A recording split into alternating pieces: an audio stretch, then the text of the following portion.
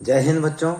त्रैमासिक परीक्षा 2023-24 के कक्षा 9वीं में विषय विज्ञान के सेट सी का जो प्रश्न पत्र है, जिसका पेपर आज आप लोग देकर आए होंगे, तो उस पेपर का सॉल्यूशन लेकर आए हैं, जिसमें आप लोग मिला सकते हैं कि कौन सा क्वेश्चन आप लोगों का सही हुआ है और कौन सा क्वेश्चन का आंसर गलत हो गया।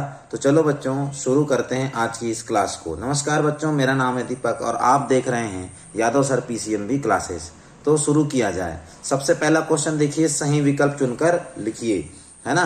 तो सबसे पहले क्या दिया है बेटा, सही विकल्प चुनकर लिखिए। इसमें पहला क्वेश्चन है, बर्फ का गलनांक होता है। तो बर्फ का गलनांक बेटा वैसे तो 273.15 केल्विन होता है, लेकिन यहाँ 273 कहीं दिखाई नहीं दे रहा है, तो इसको पहले वाले को ही क्या माना जाएगा, आपका सही आंसर माना जाएगा। 274.15 केल्विन को सही माना जाएगा। ठीक है। निम्नलिखित में शुष्क बर्फ है, तो शुष्क बर्फ CO2 को कहते हैं बच्चे। ठीक है। अगला प्रश्न है कि पदार्थ की किस अवस्था में किसी वस्तु का एक निश्चित आकार, स्पष्ट सीमाएं एवं नगण्य संपीड़ितता होती है। निश्चित आकार और नगण्य संपीड़ितता की बात करते हैं तो ये आ जाएगा किसमें, ठोस में, है ना। अ वाला इसका आंसर हो जाएगा। चौथा देखिए क्या दिया गया चौथे में, पदार्थ की वह अवस्था जिसमें द्रव का आकार नहीं परंतु आयतन निश्चित होता है। द्रव्य का जो आकार है ना, वो निश्चित नहीं होता, बल्कि क्या होता है बेटा, आयतन निश्चित होता है। तो वो क्या कहलाता है, तो वो कहलाता है द्रव। आकार इसमें निश्चित नहीं है, इसको किसी भी पात्र में डालो उसी का आकार ग्रहण कर लेता है, लेकिन आयतन तो निश्चित रहता है ना इसका। आगे देखिए अगला क्वेश्चन है, न्यूनतम विसरण का गुण पाया जाता है ठोस में। किसमें, ठोस में। निम्नलिखित में से उपधातु है, तो इसका सही आंसर हो जाएगा सिलिकॉन। सिलिकॉन उपधातु है, बाकी के नहीं है। अब आगे देखो अगला क्वेश्चन है आपका रिक्त स्थान, है ना। रिक्त स्थान की पूर्ति कीजिए करके दिया गया है। तो रिक्त स्थान में सबसे पहले क्या देखेंगे, कोलाइडी विलयन द्वारा प्रकाश किरणों का फैलना खालिस्तान कहलाता है। तो इसमें आ जाएगा बेटा आपका टिंडल प्रभाव। क्या आएगा, टिंडल प्रभाव। इसके बाद विलयन एक खालिस्तान मिश्रण है, तो ये आ जाएगा सममांगी मिश्रण है। विलयन क्या है, सममांगी मिश्रण। टिंडल प्रभाव खालिस्तान विलयन द्वारा प्रदर्शित गुण है। तो टिंडल प्रभाव जो होता है वो किस प्रकार के विलयन को, कोलाइडी विलयन को दर्शाता है। ठीक है, कोलाइडी विलयन द्वारा प्रदर्शित गुण है, लिखेंगे यहाँ पे, है ना। ये पहला क्वेश्चन जैसा ही तो है ये भी। आगे देखो, अधिकांश अधातुएं ताप और विद्युत की क्या होती है भाई, अधातुएं जो होती है वो होती है कुचालक। क्या होती है, कुचालक होती है। आगे देखो, कोशिका का पावर हाउस खालिस्तान कहलाता है। कोशिका का पावर हाउस आए, कोशिका का ऊर्जा गृह आए, है ना। तो इसमें दोनों में क्या आएगा बेटा, माइटोकॉन्ड्रिया। क्या आ जाएगा, माइटोकॉन्ड्रिया आ जाएगा।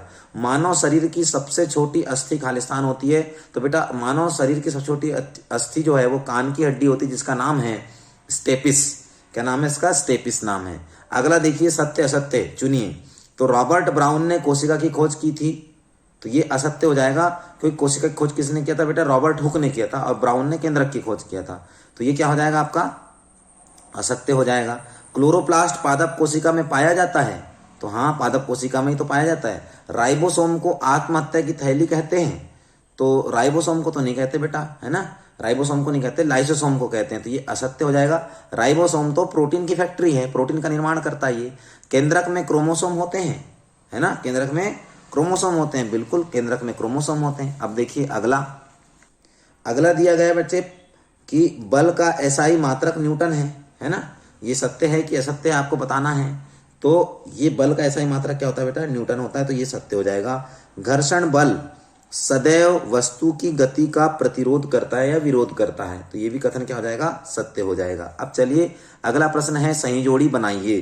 तो सही जोड़ी में देखो किसमें क्या क्या आ जाएगा, देखिए भैया, लिग्निन युक्त कोशिका, है ना। लिग्निन युक्त कोशिका कहाँ जाएगा, ये जाएगा बेटा, इसमें जाएगा, है ना, यांत्रिक सहाय में चले जाएगा। अब देखो, पौधों में जल का परिवहन किसके द्वारा होता है, तो पौधों में जल का परिवहन जो होता है वो जाइलम करता है। रक्त जो है वो एक प्रकार का संयोजी ऊतक है। रंध्र पत्तियों की सतह में पाया जाता है। प्रोकैरियोटिक कोशिका बैक्टीरिया में है ना। और पत्तियों का परिवहन, पत्तियों में भोजन का परिवहन किसके द्वारा होता है, फ्लोएम के द्वारा होता है। तो इसकी सही जोड़ी यही है, याद रखेंगे, ठीक है। इसकी सही जोड़ी यही है, समझ में आ गया। आगे देखो अगला प्रश्न है कि एक शब्द या एक वाक्य में उत्तर दीजिए।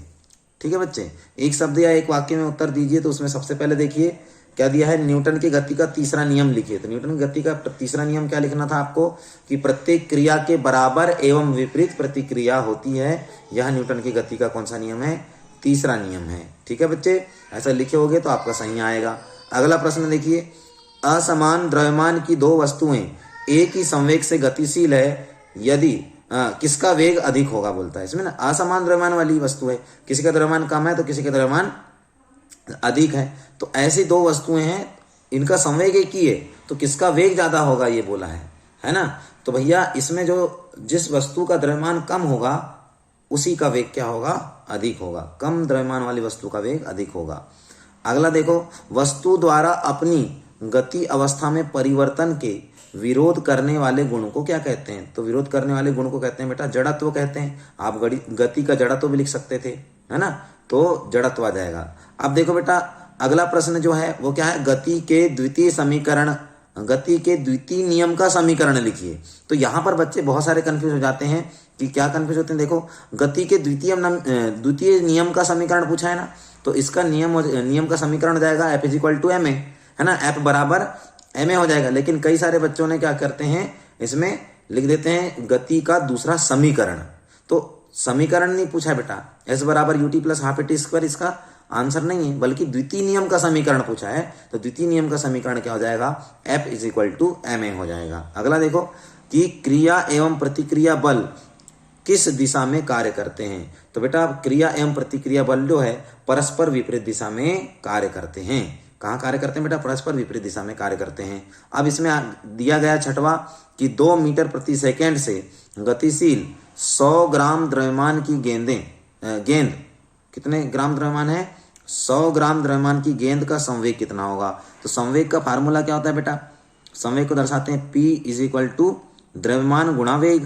तो द्रव्यमान गुणा वेग की बात करेंगे। अब देखो है ना, यहाँ पर दिया है वेग 2 मीटर प्रति सेकेंड। अब ये ऐसा ही यूनिट है, और जबकि यहाँ पे क्या दिया गया है, यहाँ दिया गया है ग्राम में। तो ग्राम जो है CGS यूनिट है बेटा, तो इसको हम लोग किस में बदल देंगे, किसमें बदल देंगे, इसको किलोग्राम में। तो किलोग्राम बदलने के लिए 1000 से क्या करना होगा, भाग लगाना होगा।